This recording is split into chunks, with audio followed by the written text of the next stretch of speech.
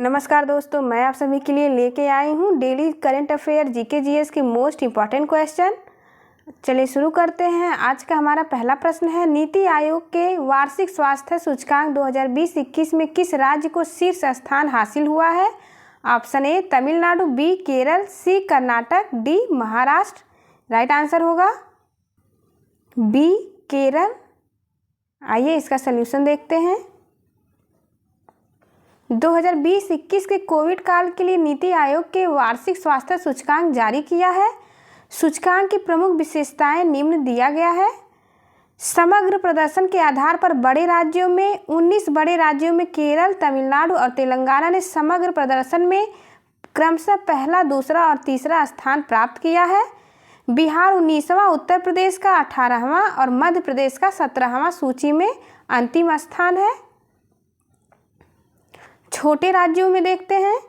8 छोटे राज्यों में त्रिपुरा ने सर्वश्रेष्ठ समग्र प्रदर्शन दर्ज किया है। इसके बाद सिक्किम और गोवा का स्थान है। अरुणाचल प्रदेश का 6वां, नागालैंड का 7वां और मणिपुर का 8वां सूची में अंतिम स्थान है। अगला प्रश्न है, वैभाषिक निम्नलिखित में से किस एक उपभाग है?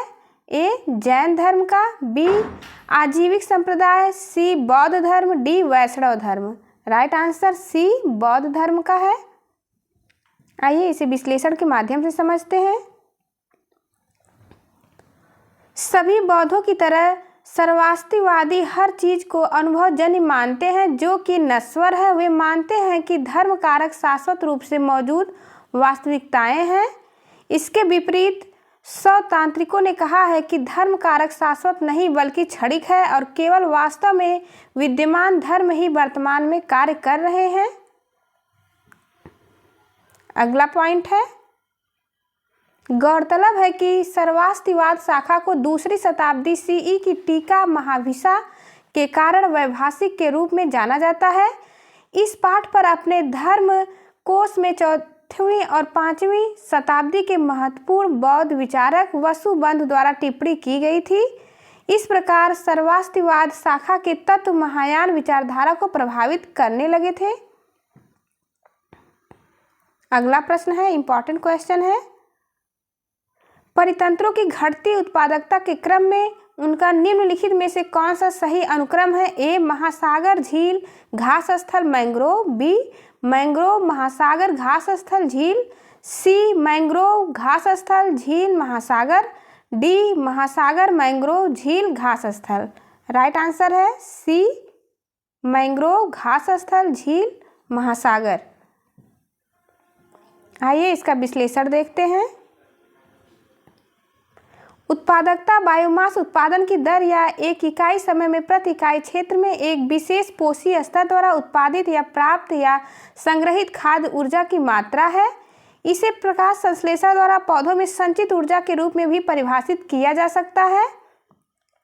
प्राथमिक उत्पादकता सौर ऊर्जा से पौधों द्वारा उत्पादित कार्बनिक पदार्थ की मात्रा के रूप में परिभाषित किया जाता है। द्वितीयक उत्पादकता, जिसमें उपभोक्ता बायोमास के उत्पादन के लिए केवल भोजन के उपयोग को दर्शाया जाता है। अगला प्रश्न है, मोस्ट इंपॉर्टेंट क्वेश्चन, आप इसे अवश्य नोट करेंगे। किसी राज्य का राज्यपाल भारत के संविधान के किस अनुच्छेद के तहत अध्यादेश जारी कर सकता है? ए अनुच्छेद 123, बी अनुच्छेद 213, सी अनुच्छेद 72, डी अनुच्छेद 61। राइट आंसर इज बी, राज्यपाल अनुच्छेद 213 के तहत अध्यादेश जारी करता है, जबकि राष्ट्रपति 123 के तहत करता है। आइए इसका विश्लेषण देखते हैं। हाल ही में भारत के राष्ट्रपति ने राष्ट्रीय राजधानी क्षेत्र में दिल्ली के उपराज्यपाल को सेवाओं के संदर्भ में अधिकार देते हुए अध्यादेश जारी या प्रख्यापित किया है। भारतीय राजनीति में अध्यादेश क्या है, इसे समझते हैं।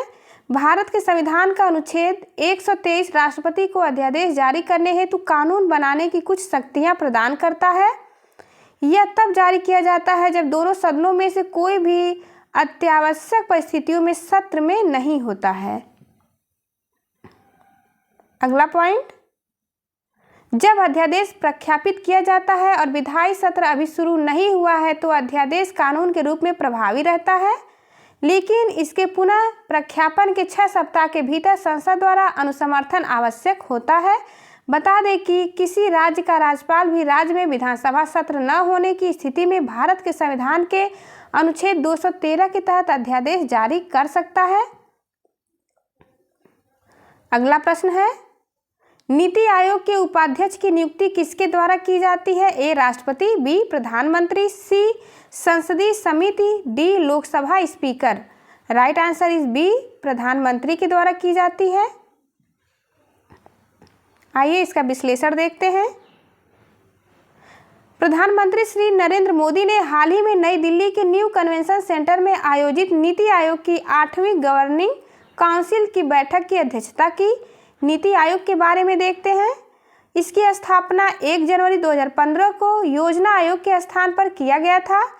इसके 2 हब हैं। पहला है टीम इंडिया हब, राज्य और केंद्र के बीच इंटरफेस का काम करता है। दूसरा ज्ञान और नवोन्मेष हब नीति आयोग के थिंक टैंक की भांति काम करता है। इसका अध्यक्ष होते हैं प्रधानमंत्री और उपाध्यक्ष प्रधानमंत्री द्वारा नियुक्त व्यक्ति होता है। अगला प्रश्न है, जलवायु परिवर्तन पर संयुक्त राष्ट्र फ्रेमवर्क अभिसमय का COP28 का आयोजन कहाँ किया गया? ए सऊदी अरब, बी कतर, सी संयुक्त अरब अमीरात, डी बहरीन। राइट आंसर है सी, संयुक्त अरब अमीरात में किया गया। आइए इसका विश्लेषण देखते हैं।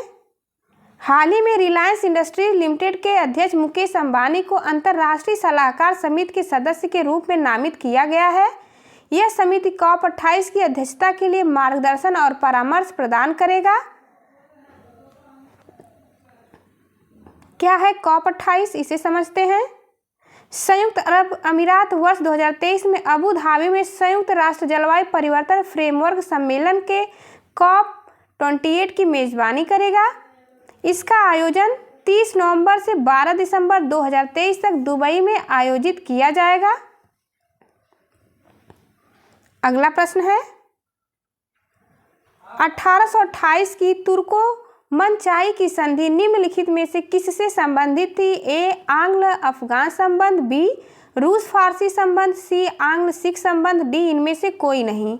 राइट आंसर इज बी, रूस फारसी संबंध से संबंधित है। आइए इसे विश्लेषण के माध्यम से समझते हैं।